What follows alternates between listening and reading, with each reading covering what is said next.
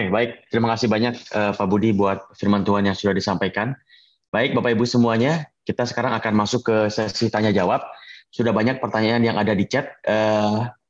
Nanti kita lihat perkembangannya ya, Bapak Ibu ya. Tapi maksimal kita akan sampai jam setengah 10. Jadi kalau memang nanti ada pertanyaan yang tidak bisa dijawab, ya mohon maaf karena memang waktunya kita sampai jam setengah 10. Tapi kalau selama waktunya masih ada, Bapak Ibu silakan untuk bertanya sepuasnya sampai nanti jam setengah 10 malam. Saya akan ganti-gantian, saya akan bacakan pertanyaan yang ada di chat, lalu Bapak Ibu yang mau bertanya secara langsung, seperti Pak Riman ini ya, yang sudah angkat tangan, Bapak Ibu nanti saya akan ganti-gantian antara yang raise hand dengan yang di chat. Tapi buat Bapak Ibu yang mau bertanya secara langsung, yang raise hand ini, nanti tolong videonya bisa di-on-kan, ya Bapak Ibu videonya di-on-kan dulu, ya biar Pak Budi juga nanti bisa lebih jelas mendengarkan pertanyaan Bapak Ibu gitu. Jadi nanti tolong videonya bisa di-on-kan dulu. Baik Pak Budi, kita mulai sesi tanya jawab ya Pak. Ya. Baik, saya mulai dulu dari pertanyaan yang pertama yang tadi muncul di chat. Setelah itu nanti kita akan gantian ke yang bertanya secara langsung. Pertanyaan pertama Pak, dari yang chat dulu. Sebentar, saya juga mungkin Pak Budi perlu lihat spotlight saya juga. Ya. Tuhan Yesus kan manusia 100% dan Allah 100%. Nah, apa rencana penyelamatan oleh Yesus itu sudah disabdakan oleh Allah yang notabene pasti akan terjadi atau ditakdirkan atau barangkali bisa berubah? Ya seandainya saja Tuhan Yesus tidak mau disalibkan. Tentu semua, ya saya ini orang reform, ngomong-ngomong apa sudah ya. Jadi jangankan penebusan umat manusia, bahkan hal-hal yang paling remeh, paling kecil pun debu beterbangan, virus beterbangan, dan saya hari ini pakai baju selarat-leret, saudara Andi biru biru ungu begitu, biru tua, itu semua ditakdirkan ya. Jadi ini berurusan dengan apa yang pada kali yang lalu pernah saya ajarkan. Allah dari minus tak terhingga. Dia tahu apapun dalam arti kata mutlak yang akan terjadi. Hari ini kita tadi khotbahnya berapa itu dia tahu. Pada minus tak terhingga dia sudah tahu. Nah, bisakah yang dia tahu itu tidak terjadi atau terjadi berbeda? Kalau tidak terjadi atau terjadi berbeda, berarti pengetahuan dia salah kan? Kalau harus terjadi, loh, berarti segala sesuatu sudah fix, sudah tertentu. Kok bisa pada minus tak terhingga, belum ada apapun. Kok segala sesuatu sudah fix. Termasuk kejatuhan Adam, termasuk dosa-dosa kita. Termasuk penyaliban Kristus. Sudah tentu semua dia tahu. Dan tahu. Itu fix. Fix berarti pasti ada yang membuat itu fix. Atau menentukan. Siapa menentukan? Waktu itu cuma ada dia. Tidak ada lain. Apakah hal-hal itu menentukan dia sendiri? Itu nonsens kan? Jadi tidak bisa tidak. Memang segala sesuatu ditentukan itu pasti. Mari kita melihat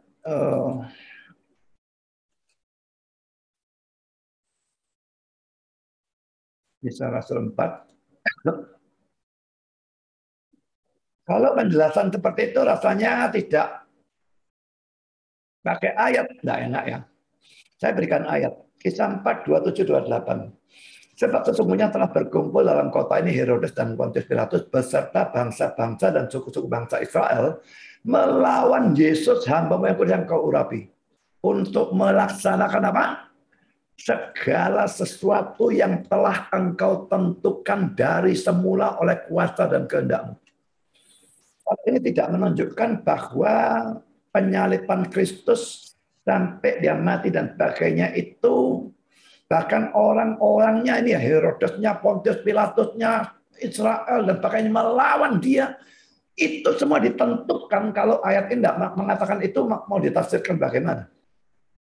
Berarti ada lagi Keluaran Kisah Rasul pasal 3.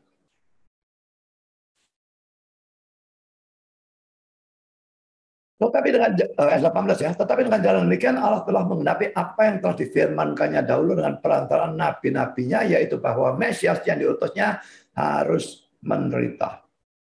Jadi memang ada ayatnya lagi. Dan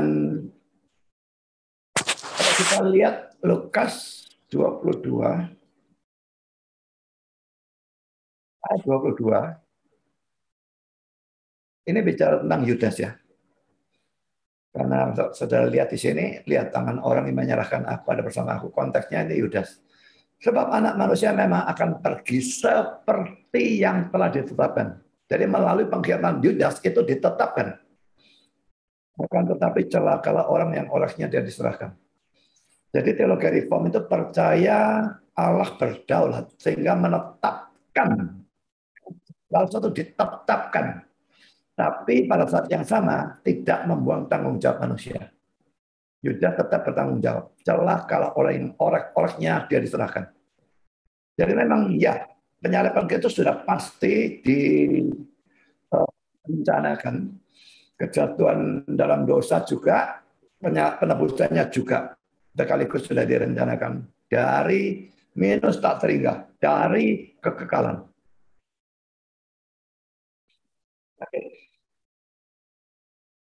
Baik, terima kasih Pak Budi. Sekarang kita masuk ke yang raise hand, yang bisa bertanya secara langsung. Tadi saya lihat yang pertama tadi Pak Freeman dulu. Silakan Pak Freeman bisa bertanya secara langsung. Oke. Baik, terima kasih Pak Andi atas kesempatannya dan juga Pak Budi yang telah memberikan kesempatan buat saya. Ya Pak, saya langsung bertanya saja. Apakah, mungkin dua, tapi sebenarnya berhubungan. Apakah Bapak setuju dengan satu pernyataan salah satu orang teologi juga, dan dia gelarnya doktor, mengatakan bahwa teori kenosis itu bahwa Yesus itu direndahkan, bahkan dibunuh gitu, dikosongkan sama sekali. Kalau yang menurut saya, setahu saya bahwa bukan dikosongkan sih, tapi memang dia mengambil ditambahkan sesuatu dalam dirinya, itu kealahannya gitu. Tapi beliau ini mengatakan bahwa dibunuh, dimatikan, dikosongkan sama sekali seperti itu. Itu pertama Pak. Kedua, apakah Allah itu memiliki Kristus itu memiliki dua natur atau satu natur Pak? Itu dua pertanyaan tidak berhubungan. Saya borong langsung Pak, biar kamu katakan berhubungan itu tidak berhubungan. Kenosis teori itu didasarkan atas Filipi pasal 2 ya. Oh, saya mesti share screen tadi.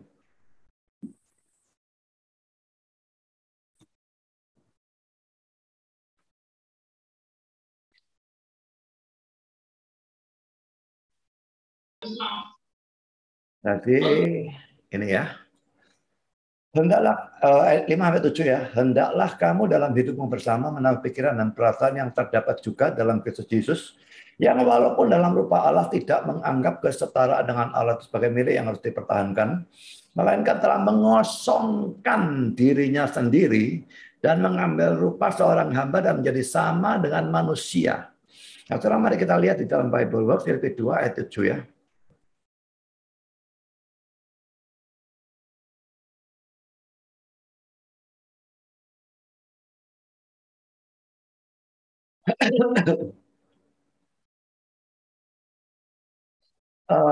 Ini humble himself ya, ini humble himself, emptied himself ini ya.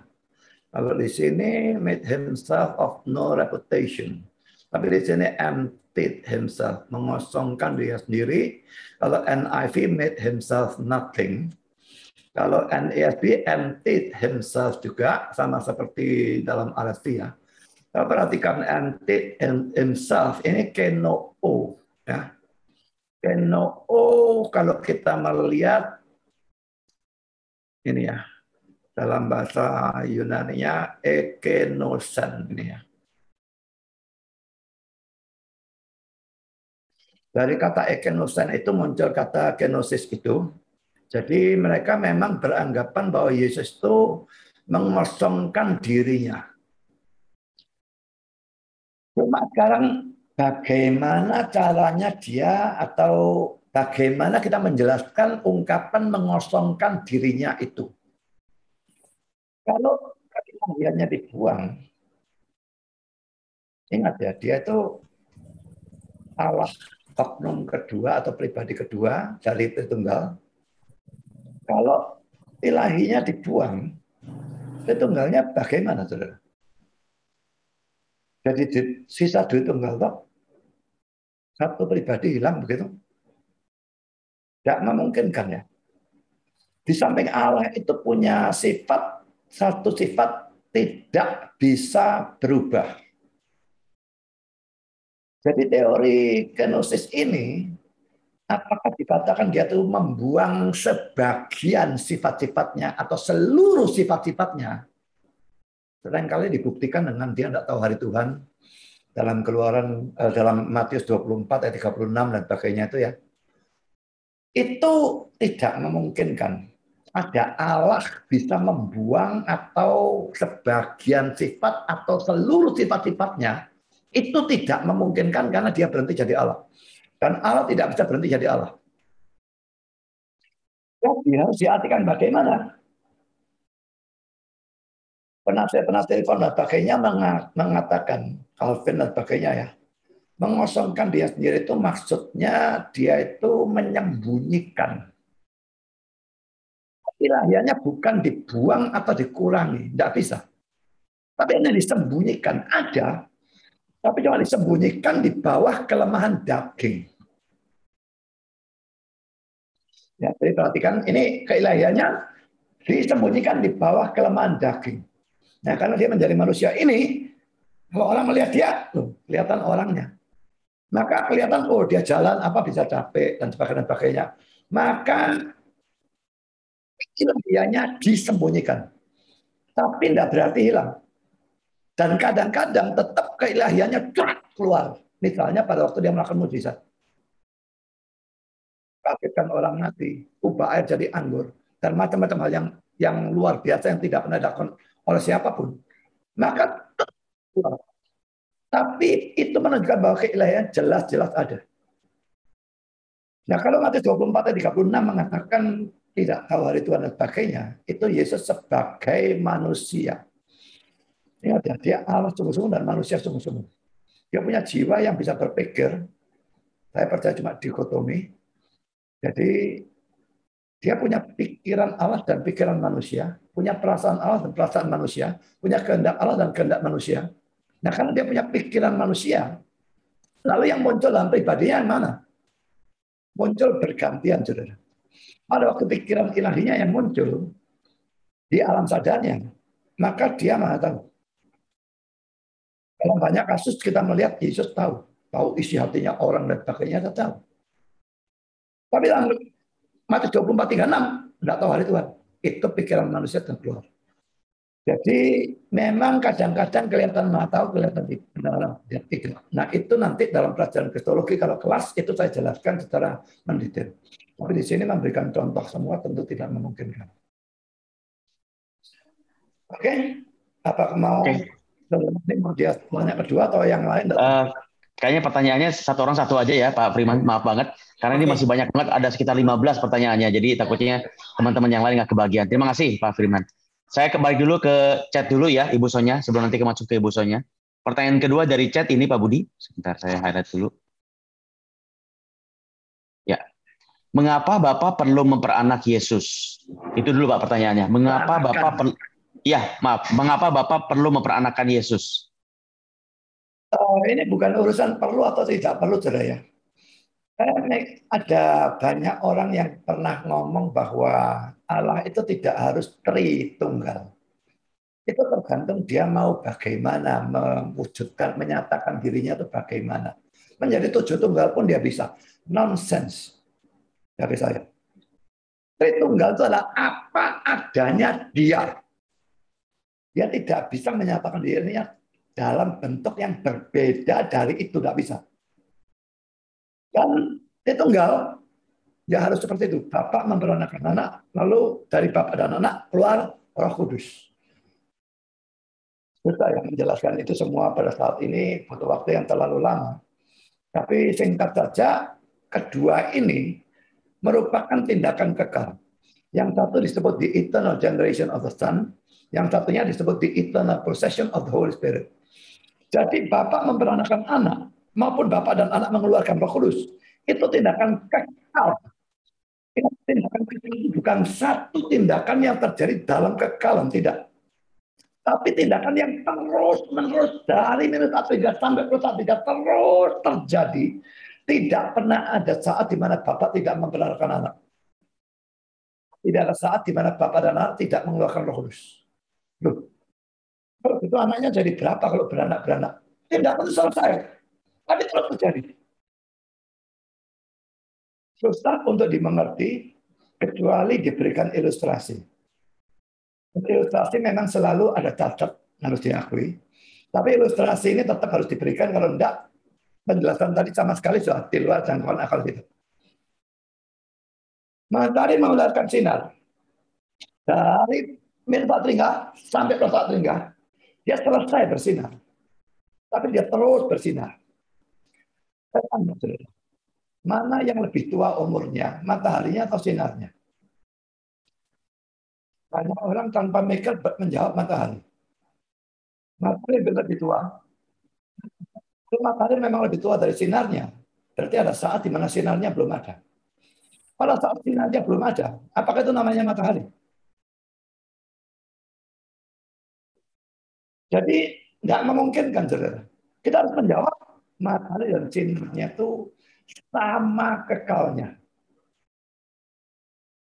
Hanya dengan ilustrasi itu kita bisa menjawab bagaimana anak dengan bapak kok bisa sama kekalnya, sama tuanya. Ingat ya, ini salah satu serangan saksi Yehova. Sampel nyerangnya. Butuh waktu berapa detik kok. Bagaimana anak dan bapak bisa sama tuanya? Kita harus menjelaskan doktrin di Eternal Generation of the Son. Tadi saya jelaskan ringkas saja. Kalau jelaskan sungguh-sungguh, harus dengan ayat apa macam-macam, maka lama. Dia hanya butuh waktu berapa detik untuk menyerang. Kita butuh sedikitnya 15 menit untuk menjelaskan. Tapi dengan penjelasan ini, matahari mengeluarkan sinar. Dari matahari dan sinar keluar panas. Nah ini the eternal procession of the Holy Spirit. Keluarnya Roh Kudus dari Bapa dan Anak. Jadi saudara, baik matahari, sinar maupun panasnya, ini kekal. Sama kekalnya, sama umurnya. Jadi itu keberadaan Allah. Dia tidak bisa berada dalam cara yang lain. Jadi jangan tanya mengapa dia seperti itu. Loh, ya memang dia begitu kok. Sebenarnya tidak bisa berubah. Dia menyatakan ya seperti itu saja. Mungkin dia bisa menyatakan lebih jelas. Jadinya kita pikirannya bukan pikiran yang terbatas dan cukup. Nah, di surga kelak mungkin kita bisa mengerti lebih jelas. Tapi kalau kita saat ini di dunia, ya itulah bahasa manusia yang bisa digunakan. Dan itu satu-satunya bisa saya berikan untuk penjelasan. Ya, kalau dalam kelas kristologi paling-paling tambah ayat-ayatnya dan pakai ayat dasar dan pakainya. Tapi di sini saya cukup berikan ilustrasinya itu saja. Oke. Ya, oke, Pak Budi, terima kasih banyak. Yang berikutnya ke Ibu Sonya dulu. Silakan, Bu, bisa bertanya secara langsung. Shalom, ya. Shalom, Pak. Pak Budi, saya ingin menanyakan, di dalam Alkitab itu ada tulisan Tuhan huruf kapital dan Tuhan huruf kecil, T-nya. Itu menyatakan kalau kapital itu Yahweh. Yesus pun itu ada sebelum jadi manusia itu dari Yahweh. Lalu ada juga di dalam Alkitab itu tulisan Allah, Allah kapital. Bedanya apa ya Pak ya? Tuhan besar, huruf kapital dengan Allah kapital semua. Sebetulnya sama. Kalau Tuhan capital letter semua dan Allah capital letter semua itu sama. Lah, mengapa kok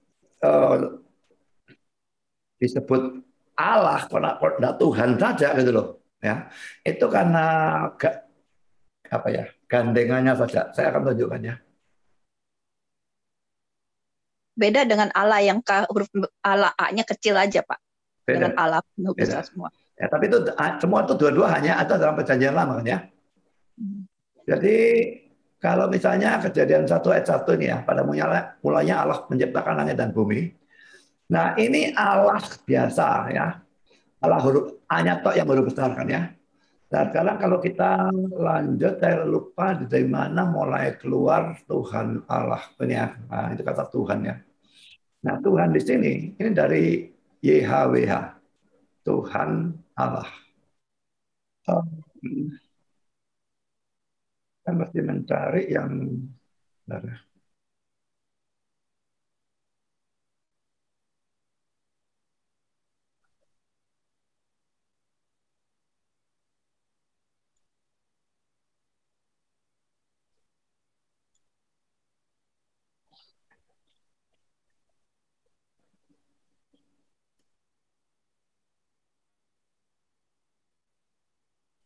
Ya, ini Tuhan huruf besar, Allahnya huruf kecil, Tuhan Allah kita cari yang Allah huruf besar ya.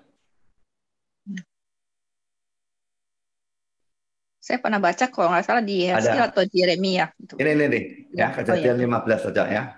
Ya. Ini ya Tuhan Allah ya. Nah, kenapa seperti ini? Sekarang saya jelaskan dulu ya. Kalau Tuhan hanya T-nya huruf besar dalam perjanjian lama loh ya. Ini semua perjanjian lama, tidak ada perjanjian baru seperti itu ya.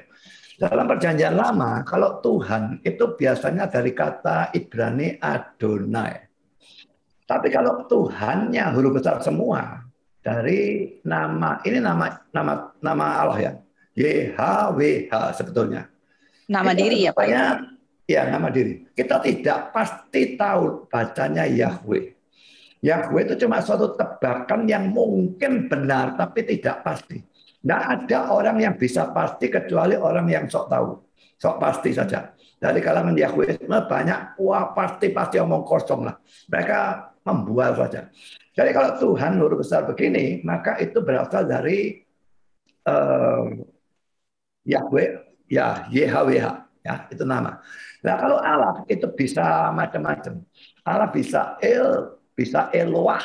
Biasanya dalam syair-syair keluar Eloah itu bentuk tunggal dari Elohim. Elohim sebetulnya bentuk jamak, tetapi sering digunakan untuk Allah yang tunggal. Misalnya dalam Kejadian 1 ayat 1, pada mulanya Allah menciptakan langit dan bumi, kata Allah di situ adalah Elohim, bentuk jamak. Tapi digunakan untuk menyatakan Allah yang tunggal.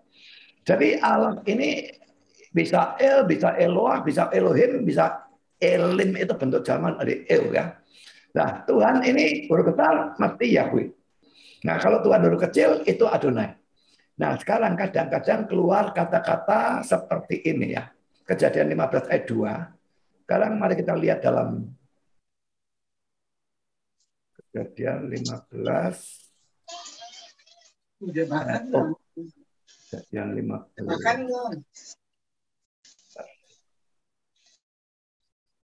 Ya Tuhan Allah. Mari kita lihat dalam King James juga Lord God. God-nya yang huruf besar ya. Mari kita lihat Lord-nya ini apa? Adonai. God-nya apa? YHWH ini sebetulnya. Di sini ditulis dengan Yehova. Tapi menurut saya sebetulnya bukan Yehova. Kita tidak tahu bacanya gimana. Ya. Ini Adonai ini terjemahnya Tuhan. Nah, YHWH ini Tuhan lagi tapi huruf besar. Kalau diterjemahkan Tuhan, kok jadi aneh gitu loh. Maka dalam kasus ketemu seperti ini, Adonai Yahweh, maka diterjemahkan Tuhan Allah, Allahnya yang huruf besar. Hanya dalam kasus keluar Adonai Yahweh, maka diterjemahkan Tuhan Allah dengan Allahnya huruf besar. Di sini Allahnya ini terjemahan dari Yahweh.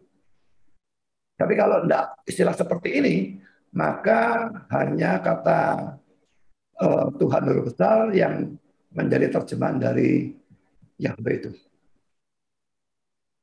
Kalau Allah itu maksudnya predikat ya Pak ya, jabatan toh. Apa itu? Kalau Allah itu sebenarnya predikat, bukan kalau Tuhan kan Yahweh itu kan nama diri. Kalau Allah di sini namanya predikat kayak jabatan gitu, jabatan.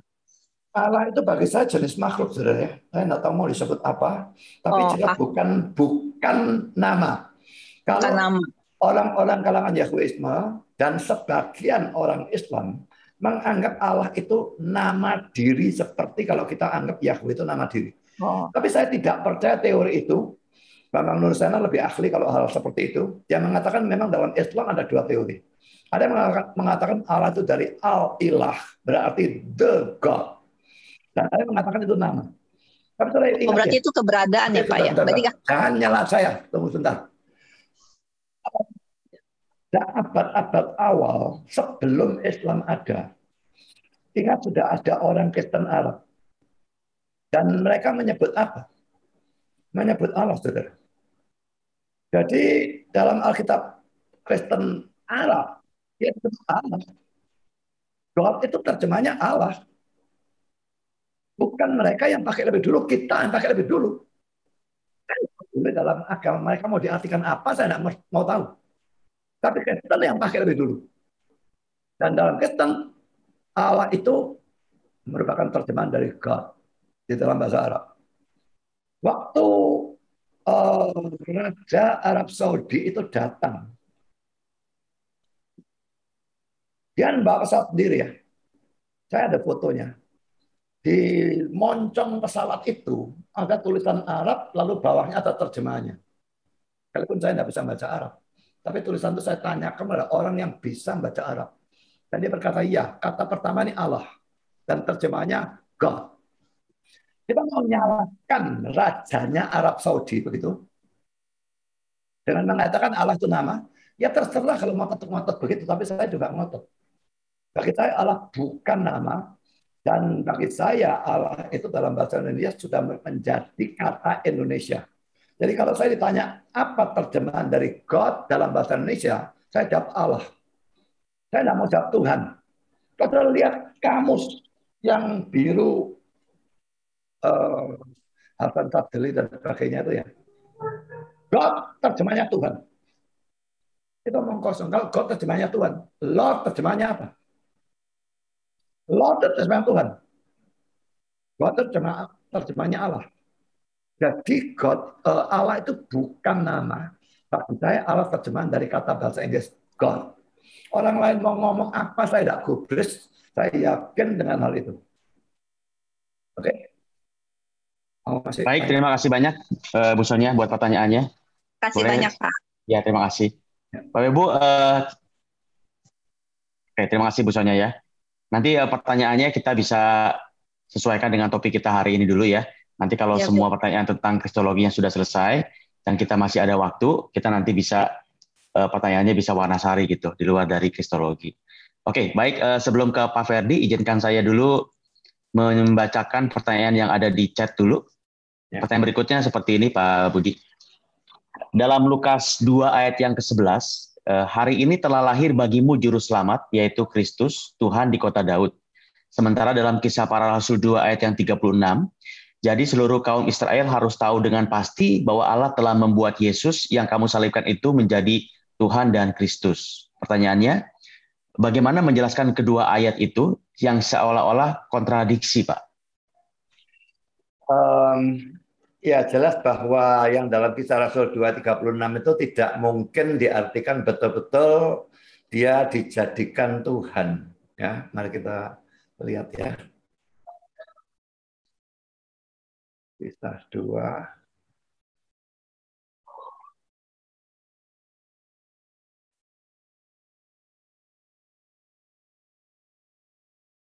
Ada lagi satu sebetulnya ayatnya dalam surat Roma, saya kira cuma saya tidak ingat ayatnya. Kalau pelajaran kristologi itu nanti akan saya jelaskan itu juga. Nah ini ya. Jadi seluruh kaum Israel harus tahu dengan pasti bahwa Allah telah membuat Yesus yang kamu salibkan menjadi Tuhan dan Kristus. Kalau pikirkan ya, menjadi Tuhan. Kalau kata Tuhan itu dalam arti yang setinggi-tingginya dan semutlak-mutlaknya. Ingat, tidak ada apa yang non-Tuhan bisa menjadi Tuhan. Tidak bisa juga yang Tuhan menjadi non-Tuhan. Tidak bisa. Juga apa yang non-Allah menjadi Allah. Itu tidak mungkin. Dan Allah tidak bisa berhenti menjadi Allah. Perpindahan dari dua ini, non-Tuhan dan Tuhan, non-Allah dan Allah, itu mustahil.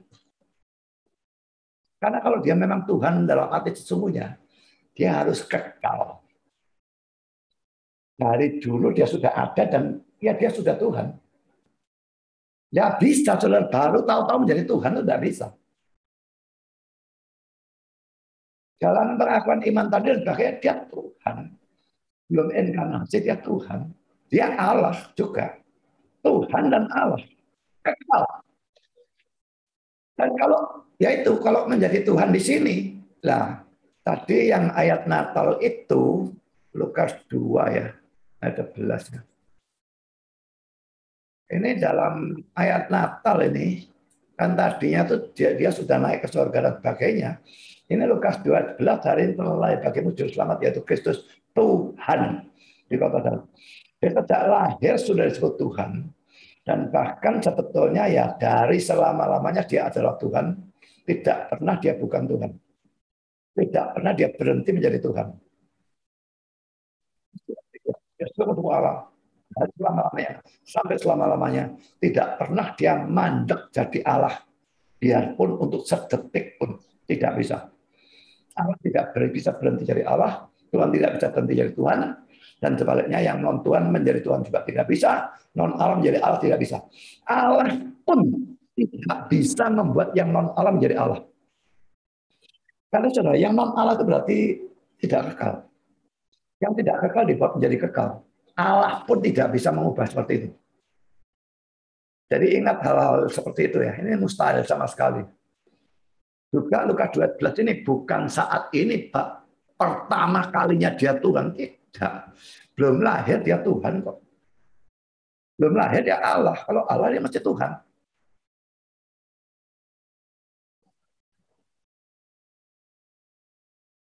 Oke.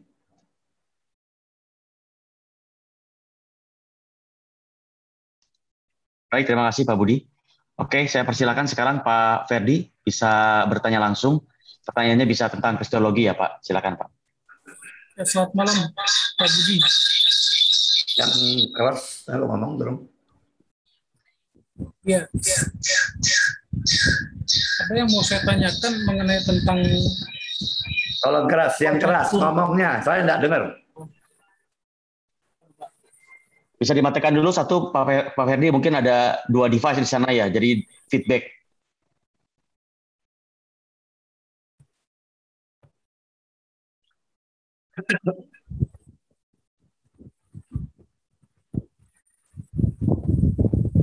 Yes. Malam Pak. Ya. Selamat malam. Sudah langsung tanya lah, jangan basa-basi. Ini bukan tempatnya basa-basi. Langsung Ya, tanya. selamat malam Pak. Iya silakan Pak Freddy, langsung aja Pak. Ya, saya mau tanya ini Pak tentang duinatur Kristus. Kan Kristus itu punya kehendak manusia dan Allah juga Pak. Apakah ketika dia di dunia, apakah ada terjadi penyatuan itu Pak antara kehendak Allah dengan kehendak manusia? Dan seperti apa jika terjadi penyatuan? Dan yang kedua, ketika nanti setelah dia bangkit, setelah kebangkitan itu dan dia ada di surga, apakah duinatur itu masih tetap ada? Dan seperti apa itu Pak? Ini menjadi 2 pertanyaan. Saya tidak mau 2 pertanyaan. Pertanyaan pertama tadi apa? Apakah ada penyatuan apa? Kehendak. Bisa diulangi Pak Ferdi buat pertanyaan pertamanya tadi. Sudah. Ya, Saya pertanyaan kira itu terjadi pada waktu sudah cukup. Iya. Nanti 26 ini ya. Orang pikirkan ya, kalau dia sebagai Allah, maka kehendak dia pasti sama dengan kehendak Bapa. Tidak bisa Allah itu sama-sama maha suci, sama-sama maha kasih, sama-sama maha adil, dan sebagainya, maha tahu. Lalu kehendaknya beda, Allah Bapa dengan Allah Anak. Itu tidak mungkin. Tapi kalau kehendak manusia Yesus itu bisa berbeda. Ya. Ini ya. Waktu dia berdoa di Taman Getsemani ini yang kelihatan ya. Maka ia maju sedikit lalu sujud dan berdoa. Nanti 26 ayat 39 ya. Katanya, ya Bapakku, jikalau sekiranya mungkin biarlah cawan ini lalu daripadaku. Jadi sebetulnya kehendak manusianya itu ini. Cawan penderitaan ini lewat. Dia tidak usah menderita, tidak usah mati. Tapi karena dia adalah manusia yang suci, dia menambahi permintaan itu atau doa itu dengan kata-kata ini. Tapi janganlah seperti yang ku kehendaki, melainkan seperti yang engkau kehendaki. Jadi dia saat itu berdoa sebagai manusia, lalu sajalah ini. Tapi kalau itu tidak sesuai kehendakmu, aku menundukkan kehendakku pada kehendakmu. Jadi kehendakmu yang jadi. Jadi ini sebetulnya sama seperti doa yang dia ajarkan. Di dalam doa Bapa kami itu, jadilah kehendakmu di bumi seperti di sorga. Jadi menghendaki kehendak Bapa yang jadi. Nah dalam doa itu dia melaksanakan doa ini, dia mempraktekkan apa yang dia sendiri ajarkan. Dia maunya itu lalu, tapi dia menundukkan kehendaknya pada kehendak Bapa. Dan akhirnya pada waktu dia tahu bahwa kehendak dia yang tadi ini tidak sesuai dengan kehendak Bapa, maka dia berkata, jadilah kehendakmu. Jadi kalau kita kembali kepada Matius 26 itu,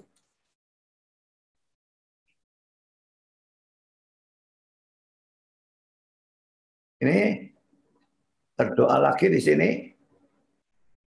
Yang ayat 42 ini berdoa untuk kedua kalinya ya. Ya Bapakku, jikalau cawan tidak mungkin lalu kecuali apabila aku meminumnya, jadilah kehendakmu. Lalu ayat 44, ia membiarkan mereka di seluruh pergi dan berdoa untuk ketiga kalinya dan mengucapkan doa yang itu juga. Lalu kalau kita melihat di dalam Yohanes 18 ayat yang ke-11, waktu dia mau ditangkap dan dibela oleh Petrus bacok itu.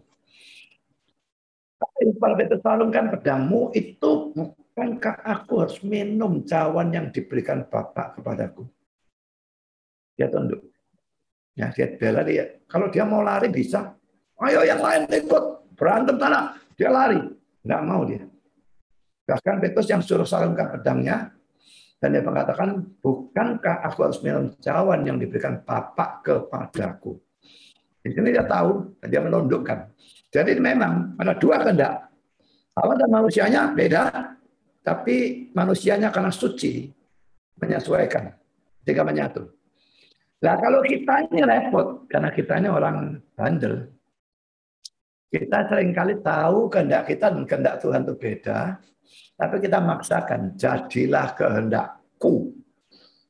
Kita mau kehendaknya Allah yang diubah, disesuaikan dengan kehendak kita. Karena ingat ya, kalau kehendak Allah dalam arti rencana kekal Allah, itu tidak mungkin diubah. Jadi kita boleh berdoa mau sampai mati, berpuasa, mau apa, tidak akan bisa kita mengubah kehendak Tuhan dalam arti rencana Tuhan. Tidak memungkinkan itu. Yang harusnya makin saleh kita itu, makin dekat kita dengan dia, makin kita percaya kehendak dia itu lebih bagus dari kehendak saya. Jadi para sahabat, beda kehendakmu yang jadi Tuhan, bukan kehendakmu. Maksudnya dalam setiap doa kita, setiap permintaan kita, bagaimanapun kita menginginkan itu, tapi kita menundukkan, Tuhan, kehendakmu yang jadi, bukan kehendakku. Oke. Oke, makasih banyak Pak Ferdi. Mungkin satu pertanyaan aja ya Pak ya. Terima kasih banyak Pak. Ya, makasih. Oke Pak Budi, sekarang saya masuk ke pertanyaan berikutnya yang ada di chat. Sebentar, saya lihat dulu. Oke, pertanyaan berikutnya Pak. Apa arti diperanakan Sang Bapa? Apa bedanya dengan keluar dari Sang Bapa untuk Roh Kudus? Istilahnya memang seperti itu, saudara. Itu istilah dalam Alkitab. Jadi kita tidak bisa mengubah-ubah. Sama seperti ada orang yang tanya, kenapa kok bapak dan anak? Ya istilah Alkitabnya ngomong begitu, istilah mesti ngubah gimana lagi? Anak dan cucu gitu misalnya. Kenapa kok roh? Pokoknya Alkitabnya seperti itu ya seperti itu. Kita tidak berhak mempertanyakan kenapa. Tapi itu memang istilah yang digunakan oleh Alkitab kita. Bapak memperanakan anak. Lalu bapak dan anak keluar Roh Kudus. Memang yang secara eksplisit keluar dari bapak itu secara eksplisit hanya ada keluar dari bapak yang Roh Kudus itu. Tetapi penafsiran implisit dari ayat-ayat yang lain mengharuskan kita percaya bapak keluar dari bapak dan anak. Dan perlu saudara tahu bahwa apakah Roh Kudus itu keluar dari bapak atau dari bapak dan anak, itu menjadi suatu perdebatan luar biasa. Saya lupa abad berapa, sekitar 12 kira-kiranya ya. Sampai memecah gereja menjadi dua. Gereja Ortodoks menerima hanya keluar dari bapak. Dan gereja Katolik waktu itu keluar dari bapak dan anak. Dan karena nanti pada abad ke-16 reformasi, Protestan pecah dari Katolik, Protestan tetap percaya dalam hal itu sama dengan Katolik. Roh Kudus keluar dari bapak dan dari anak. Sementara Ortodoks hanya dari bapak. Jadi itu memang sudah istilah dalam Alkitab, nggak bisa diganti. Ada ayat di mana mengatakan Yesus keluar dari Bapa, itu tidak diartikan dalam urusan eternal generation dan sebagainya, tapi untuk menunjukkan misinya dia di dalam dunia ini. Jadi itu berbeda. Jadi kalau eternal generation dan eternal procession itu pekerjaan Allah di dalam dirinya. Opera intra di dalam bahasa Latinnya. Nah, kalau di luar dirinya opera ad extra. Nah, kalau di luar dirinya, tiga pribadi itu selalu bekerja sama. Tidak pernah ada pekerjaan dilakukan cuma satu orang. Tiga-tiga mesti bekerja sama. Tapi kalau opera ad intra, di dalam dirinya, Bapak tok yang memperanakan anak. Roh Kudus tidak memperanakan. Anak diperanakan. Dia tidak pernah memperanakan juga. Lalu mengeluarkan. Bapak dan anak mengeluarkan, tapi Roh Kudus tidak mengeluarkan. Jadi, itu semua istilah-istilah sudah fix dalam Alkitab dan kita tidak berhak mempertanyakan atau mengubah jadi istilah yang lain. Oke. Oke, baik. Terima kasih Pak Budi. Baik, selanjutnya Pak Yanto bisa unmute dan bisa bertanya tentang kristologi. Silakan Pak. Ya. Yang saya mau tanyakan Pak, turun ke dalam kerajaan maut. Waktu Yesus mati itu, rohnya itu kembali ke surga atau berada di dalam kerajaan maut?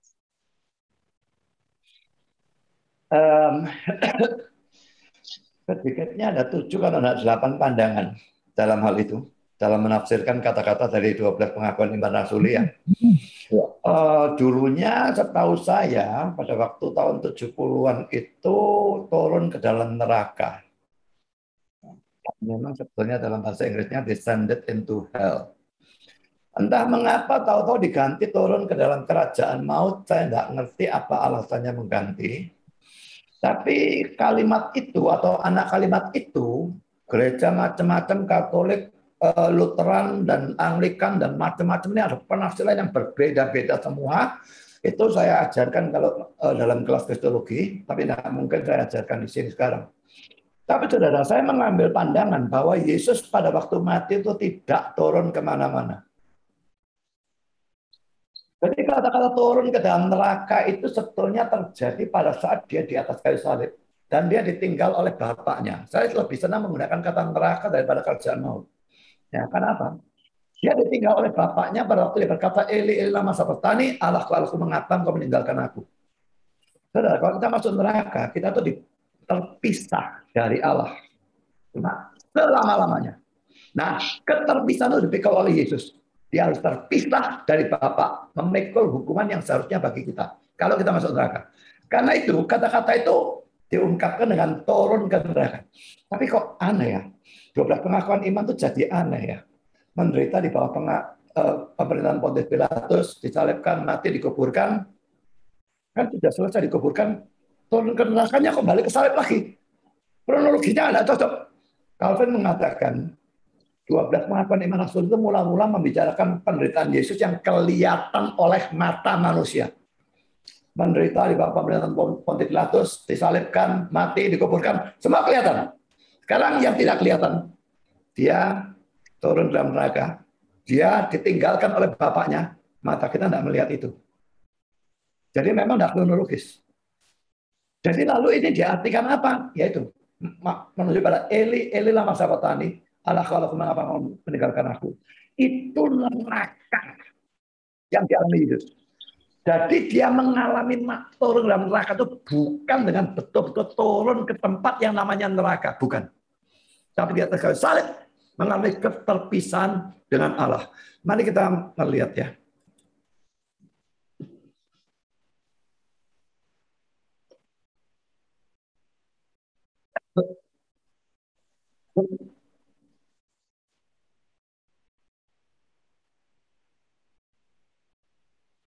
Lupa ayatnya itu di mana?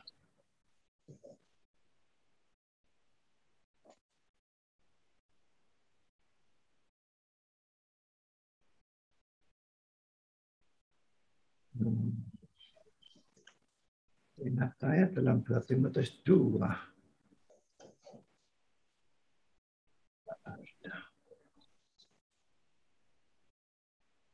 Tesalonik.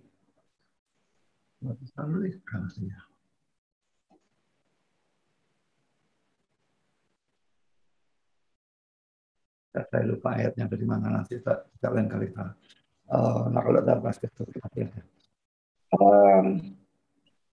jadi pokoknya di situ ditunjukkan kalau masuk neraka itu pisah dari Allah.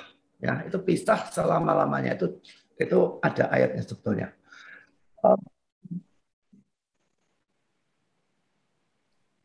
Kita tidak mungkin percaya pada waktu Yesus mati itu dia betul-betul turun kemanapun.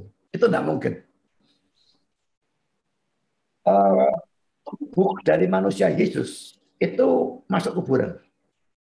Yang sekarang kita persoalkan adalah roh dari manusia Yesus. Kita tidak bicara ilahinya. Ya. Kalau kita bicarakan ilahinya itu maha ada. Ada dimanapun. Tapi kita kalau bicarakan manusia Yesus, tubuh masuk kuburan, tapi sekarang rohnya pergi kemana? Waktu dia mau mati, dia menyerahkan rohnya kemana? Ini ya. Lalu Yesus bersuara dan suara nyari, ya Bapa, dalam tanganmu kuserahkan nyawaku. Mari kita lihat ayat ini dalam Bible Works, Lukas 23:46.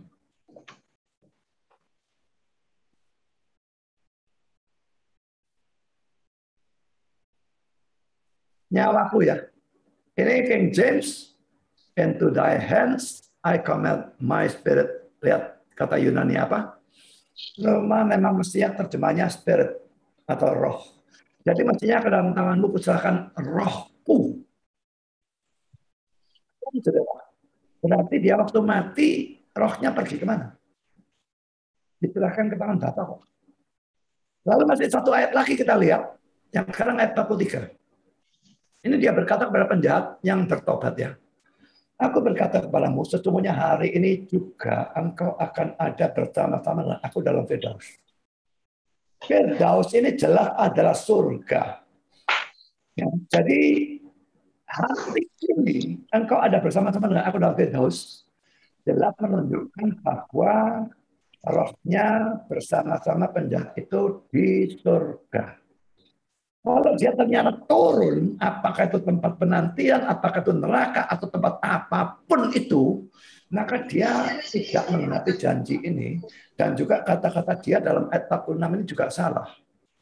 Jadi mengharmoniskan ayat dengan ayat, maka kita harus menafsirkan waktu Yesus mati, tubuhnya memang masuk kuburan, tapi rohnya naik ke surga. Dia tidak pernah turun kemanapun. Itu penjelasan saya tentang kata-kata turun ke dalam neraka yang sekarang diganti menjadi turun ke dalam kerjaan maut.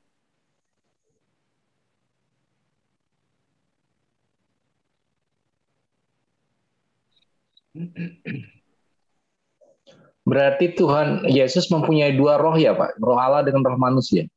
Iya. Oke, clear. Oh ini ya.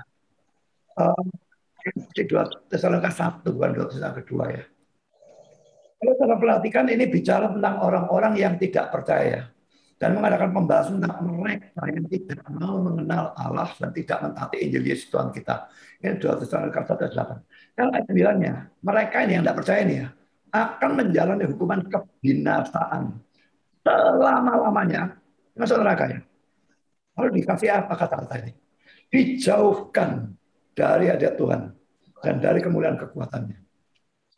Jadi ini menunjukkan masuk neraka itu pisah dari Allah.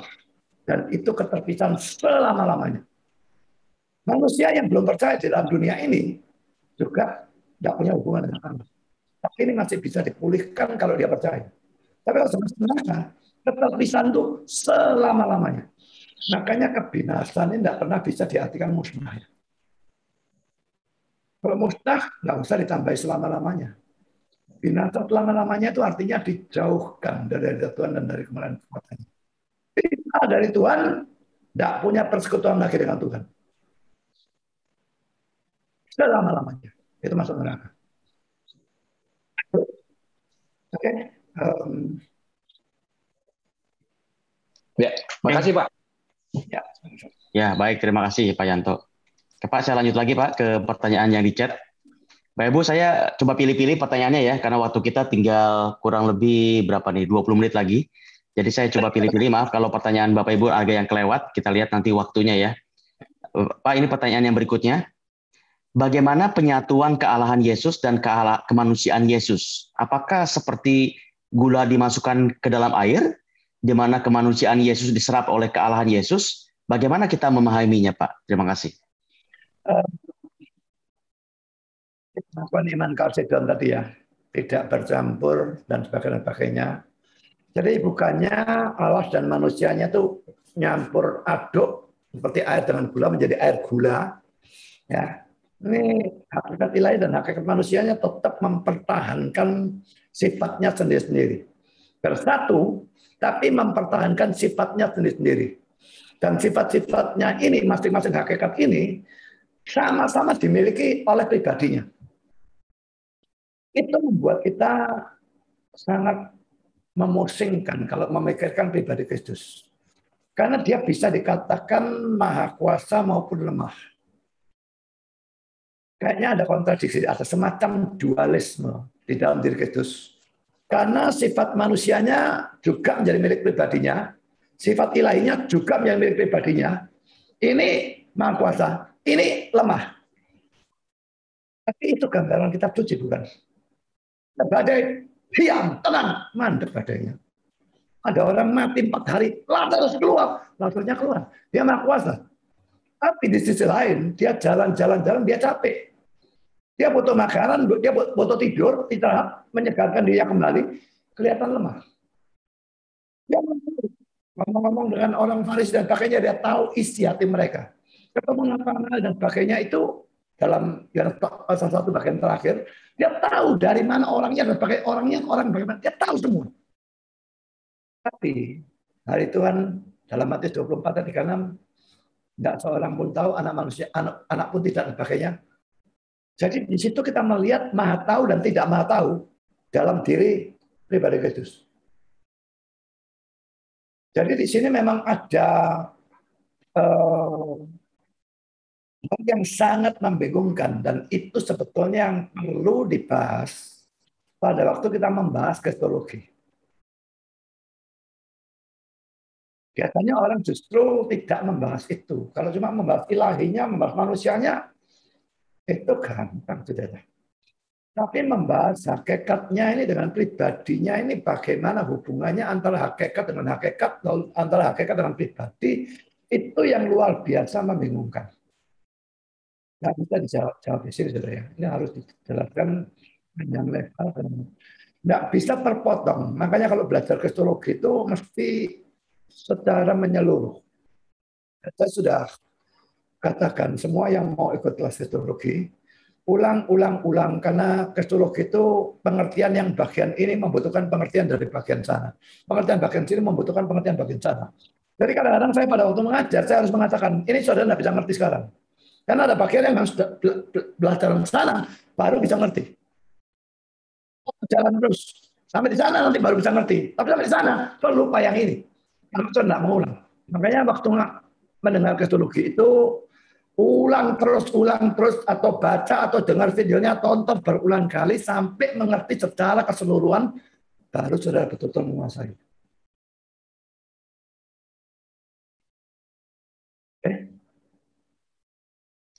Oke, Pak Budi. Saya lagi dari chat dulu sebentar ya, Pak David ya. Dari chat lagi pertanyaan berikutnya. Apakah kehendak kealahan Tuhan Yesus sama seperti kehendak kemanusiaan Tuhan Yesus? Loh, tadi kan sudah ada yang tanya itu.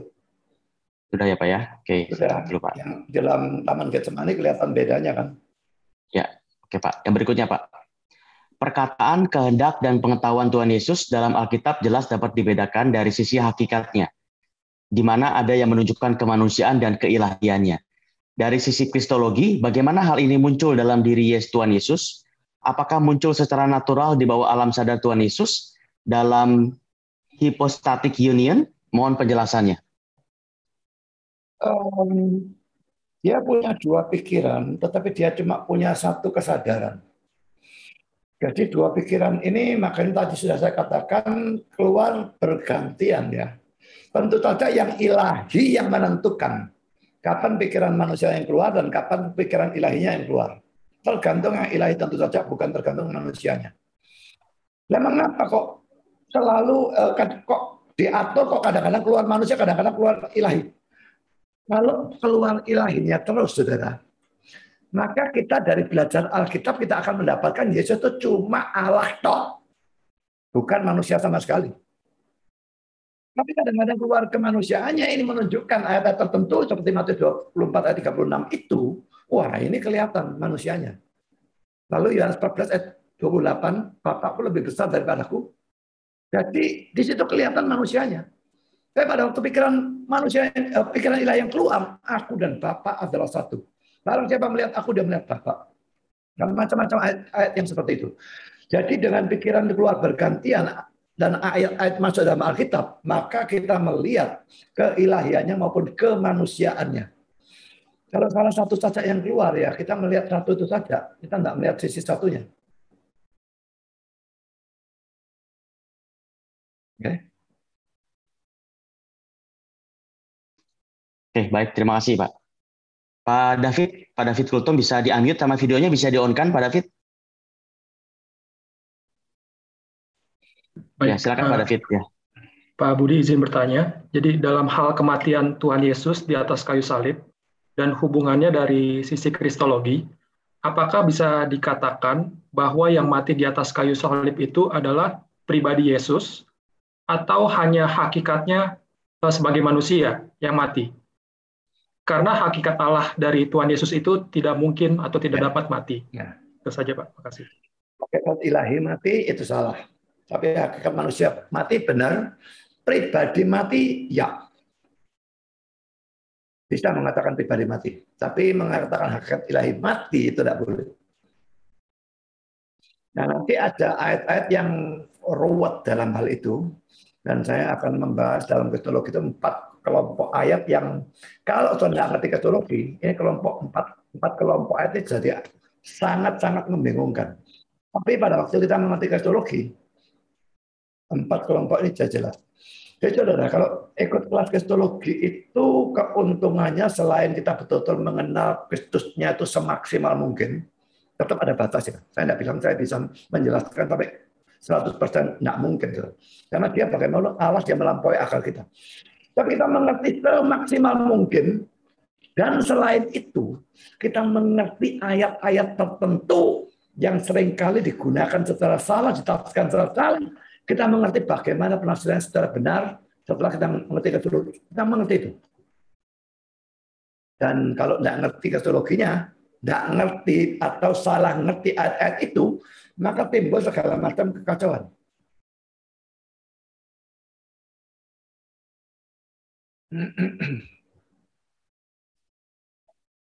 Berikan contoh ya.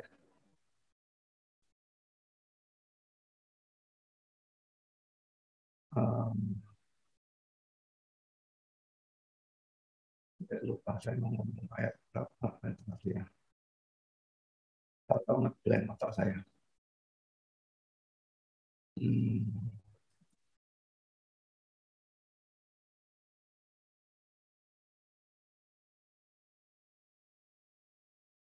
Bisa sebetulnya. Oh, bukan yang saya maksudkan dari 1 Korintus pasal 2. Sebenarnya. Ini ya. Kita tahu yang disalibkan itu kan manusianya. Tapi ayatnya mengatakan apa? Tidak ada dari penguasa dunia yang mengenalnya. Sebab kalau sekiranya mereka mengenalnya, mereka tidak menyalibkan Tuhan yang mulia. Kalau kita melihat dalam terjemahan King James,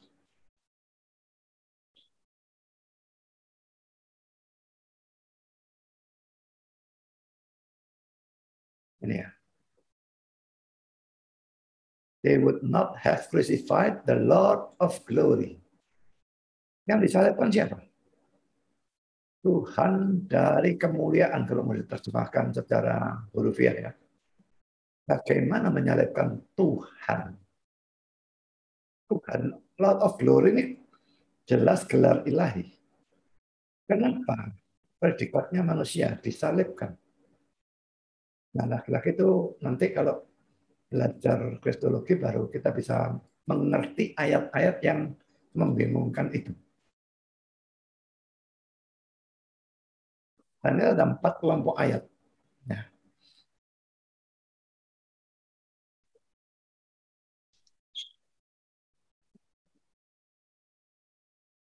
Sudah Pak, kita lanjut ke pertanyaan lain. Oke, baik.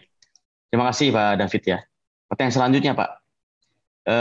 Bagaimana menjawab pertanyaan dari Zakir Naik bahwa tidak ada satu ayat pun di Alkitab yang Yesus sendiri mengaku atau menyatakan dia sendiri adalah Allah? Apakah benar tidak ada? Dan kalau tidak ada, apakah bisa diartikan Yesus bukan Allah? Mohon penjelasannya, Pak.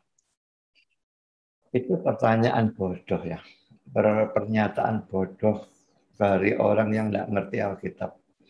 Dan tidak ngerti juga teologi Kristen berkenaan dengan kepercayaan Kristen tentang Alkitab. Saya tanya saudara, pertama-tama memang harus diakui benar ya, Yesus sendiri tidak pernah mengatakan dirinya Allah. Kecuali kalau kita mau setuju dengan pandangan saya tadi bahwa Wahyu 1 ayat 8 itu merupakan kata-kata Yesus. Cuma itu seringkali didebatkan ya. Mari kita lihat ya.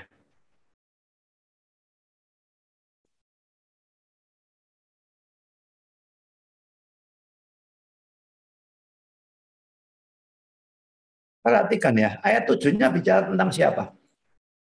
Lihatlah ia datang dengan awan-awan dan setiap mata akan melihat dia, juga mereka telah menikam dia. Jelas ini bicara tentang Yesus bukan? Lalu ayat 8-nya yang bicara siapa lalu? Aku adalah Alfa dan Omega, firman Tuhan Allah yang ada dan yang sudah ada dan yang akan datang, yang Maha Kuasa.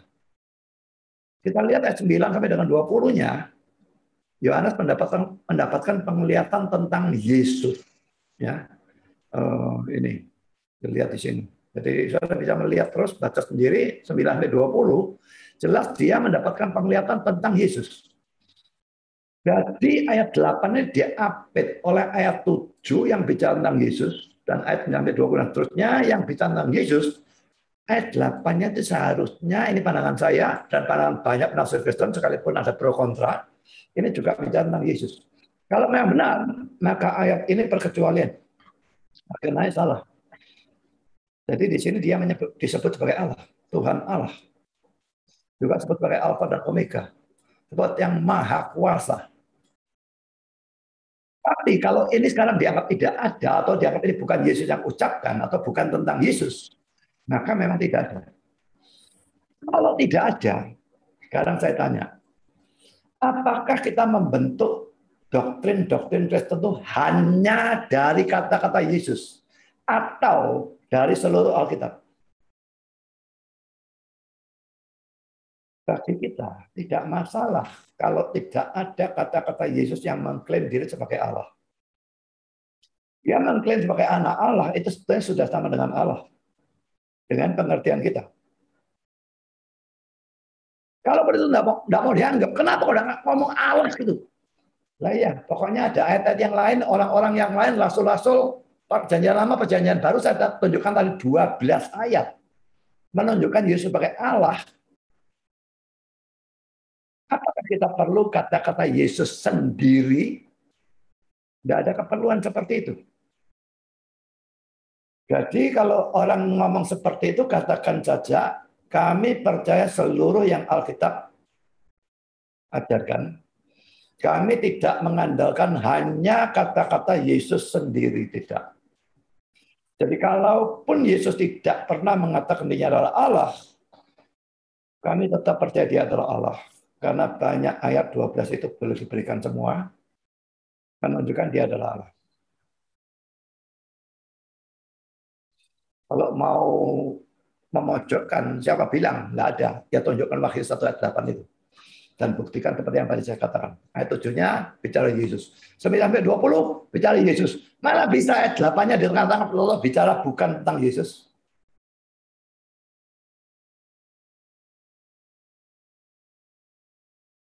Oke. Baik, terima kasih Pak. Pertanyaan selanjutnya nih Pak. Jika Yesus memiliki roh ilahi yang berbeda dengan roh manusianya, apakah roh ilahi Yesus itu sama atau satu dengan roh Bapa dan Roh Kudus atau berbeda? Terima kasih, Pak.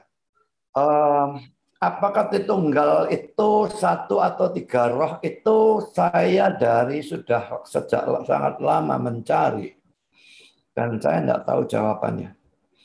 Tidak pernah ada yang mengatakan dia satu roh atau tiga roh. Tritunggal itu ya. Tritunggalnya ya. Kalau Yesusnya pasti dua roh. Tapi kalau Tritunggalnya, tidak pernah ada yang mengatakan. Mari kita lihat pengakuan iman tadi ya.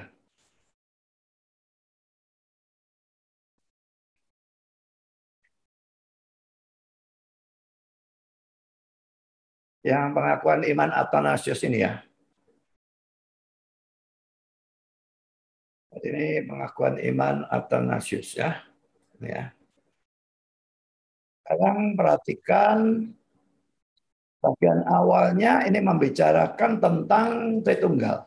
Mulai dari nomor 3 ya. Tetapi iman Katolik. Katolik itu bukan gereja Katolik, saudara ya. Katolik itu artinya universal atau am. Dalam 12 pengakuan iman Rasul itu gereja yang kudus dan am. Itu kalau dalam bahasa Inggrisnya juga the Holy Catholic Church. Jadi iman Katolik, Katolik ini bukan gereja Katolik, tapi gereja universal atau am. Ini bahwa kami menyembah satu Allah dalam Tritunggal. Dan Tritunggal dalam kesatuan. Tidak ada kekacauan atau percampuran pribadi-pribadi ataupun pemisahan sah. Pribadi jelas dikatakan jamak ya. Pribadi-pribadi. Kalian perhatikan. Karena pribadi dari Bapa adalah satu. Dari anak adalah pribadi yang lain. Dan dari Roh Kudus adalah pribadi yang lain. Kalau pribadi jelas-jelas dikatakan 3 ya. Sekarang ayat 6. Poin 6. Tetapi dari Bapa, dari anak, dan dari Roh Kudus ada satu keilahian. Kalau keilahian satu. Kemuliaan yang sama atau setara dan keagungan yang sama kekalnya. Dalam 7. Apa adanya Bapa itu? Demikian juga dengan anak dan juga Roh Kudus. Perhatikan, Bapa tidak diciptakan. Anak tidak diciptakan. Roh Kudus tidak diciptakan. Jadi kalau Yesus sebagai Allah, dia tidak punya titik mula. Dia tidak diciptakan. Ada dari lama-lamanya sampai selama-lamanya. Sekarang 9, Bapa itu maha besar. Anak itu maha besar. Roh Kudus maha besar. 10, Bapa itu kekal. Anak itu kekal. Roh Kudus kekal. Tetapi tidak ada 3 yang kekal, tapi 1 yang kekal. Demikian juga tidak ada 3 makhluk dalam bahasa Inggrisnya, kalau tidak salah being ini ya, yang tidak dicipta. Juga tidak ada 3 yang maha besar. Tetapi 1 yang tidak dicipta dan 1 yang maha besar. Jadi kalau perkara tidak dicipta, cuma 1. Maha besar, cuma 1. Kekal, cuma 1. Tapi kalau pribadi, ada 3. 13. Dengan cara yang sama, Bapa adalah maha kuasa. Anak adalah maha kuasa. Roh Kudus adalah maha kuasa. Tapi tidak ada 3 yang maha kuasa, tapi 1 yang maha kuasa. Nah sekarang perhatikan ini. Demikian juga Bapa adalah Allah. Anak adalah Allah. Roh Kudus adalah Allah. Tapi tidak ada 3 Allah. Tetapi 1 Allah. Tentang Tuhan. Demikian pula Bapa adalah Tuhan. Anak adalah Tuhan. Dan Roh Kudus adalah Tuhan. Tetapi tidak ada 3 Tuhan. Tetapi 1 Tuhan. Karena sebagaimana kami didorong seperti itu oleh kebenaran Kristus untuk mengakui setiap pribadi secara terpisah atau individual sebagai Allah dan Tuhan. Demikian pula kami dilarang oleh agama Katolik atau universal atau am untuk mengatakan bahwa ada 3 Allah atau Tuhan. Nah, sekarang ini baru ngomong tentang memperanakkan dan sebagainya. Tapi Tritunggal itu ngomong yang tadi itu sampai mulai berapa poin? Dari 9 sampai 19 ya, mulai poin 3 ya. Jadi adalah kita melihat ada banyak hal yang dipersoalkan apakah 3 atau 1. Kalau pribadi jelas 3, tapi urusan yang dicipta dan sebagainya itu 1, yang kekal itu 1, Allah itu 1, Roh tidak ada yang dibicarakan. Apa 3 tidak pernah dibicarakan. Jadi saya ngomong terus terang saja, saya tidak tahu.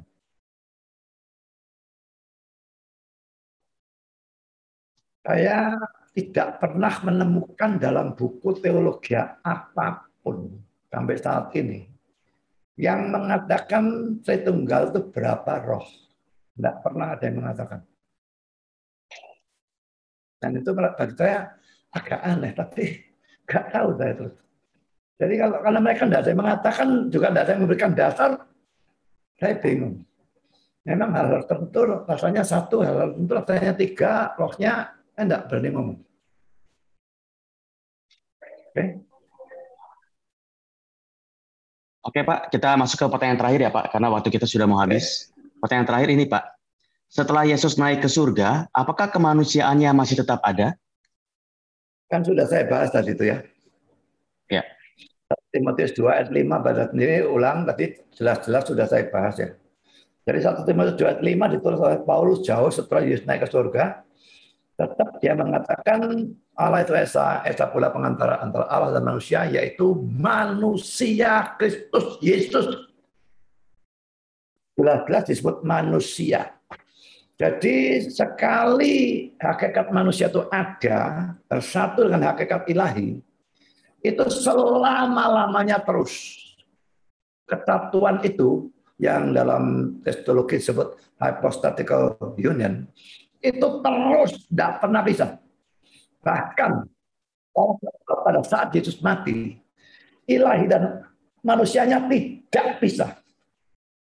Memang pada waktu Yesus mati ada perpisahan tertentu. Perpisahan apa? Perpisahan antara manusianya. Tubuhnya masuk kuburan, rohnya tadi saya katakan naik ke surga. Jadi manusia Yesus pecah menjadi dua. Tubuhnya di kuburan, rohnya naik ke surga. Tapi ilahinya ini maha ada. Ilahinya tetap bersatu dengan roh yang di surga maupun dengan tubuh yang di kuburan. Jadi perpisahan antara manusia dan Allah itu tidak pernah terjadi sejak dia ada dalam kandungan Maria sampai selama-lamanya. Tetap dua hakikat. Dan satu pribadi. Selama-lamanya.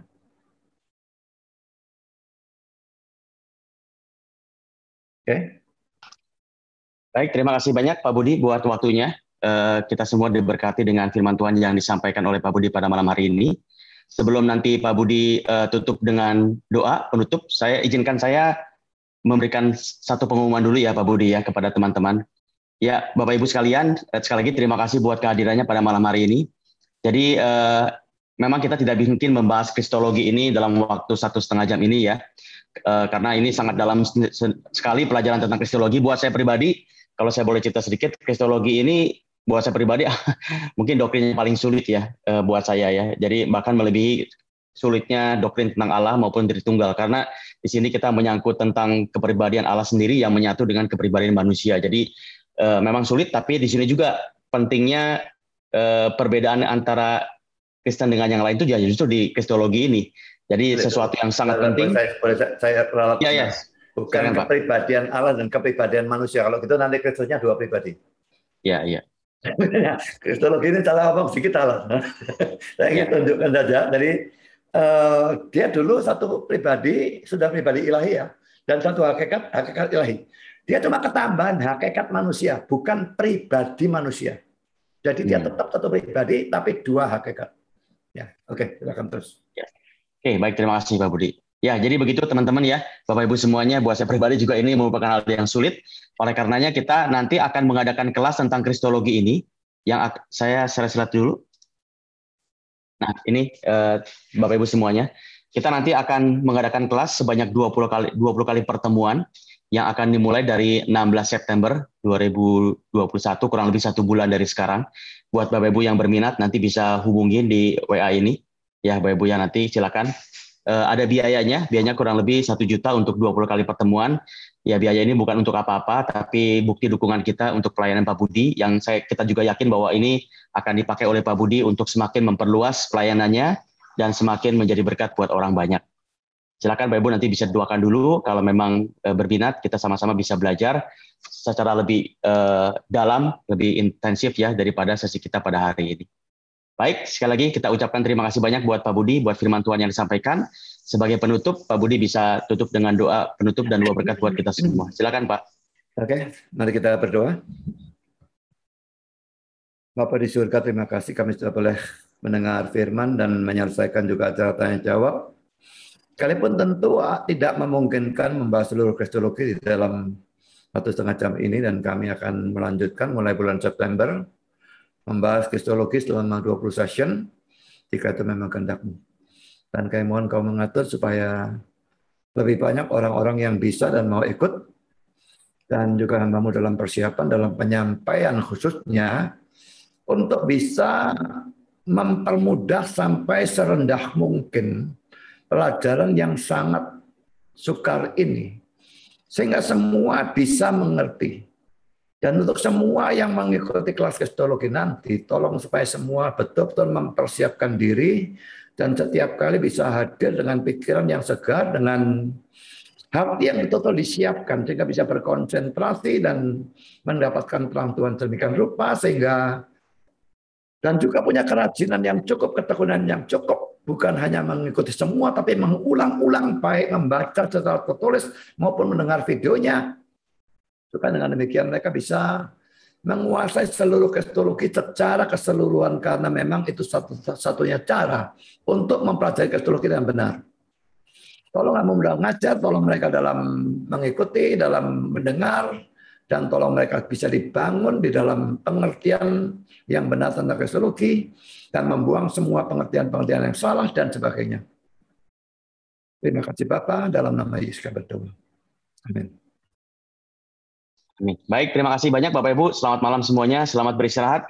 Sampai berjumpa di lain kesempatan. Tuhan Yesus berkati semua. Thank you Pak Budi. God bless Pak. Ya, thank you Pak. Thank you. Terima kasih.